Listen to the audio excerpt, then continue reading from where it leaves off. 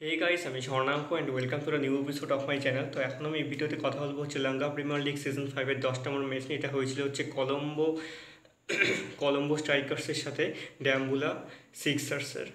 তো প্রথমে ব্যাটিং করতে নামে হচ্ছে কলম্বো স্ট্রাইকার্স। তারা 20 ওভারে 185 রানের একটা দারুণ ইনিংস তৈরি করে 6 উইকেট হারিয়ে।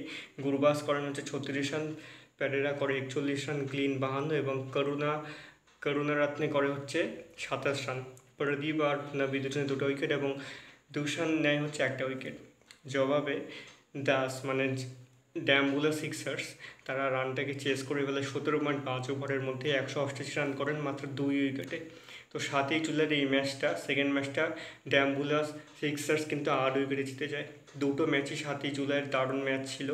রিজার্জ 1 রান করেন, কুশাল করেন 50 বলে 80 রান। দারুণ ইনিংস দুজনের। চ্যাপম্যান 25 রান এবং লাহিরু 11টা রান করেন এবং তাস্কিন সেই 2টো উইকেটে নিয়েছিল। তো ম্যাচটা তো দারুণ ছিল। তোমরা যারা যারা দেখেছো তোমাদের কেমন লেগেছে কমেন্ট করে জানিও।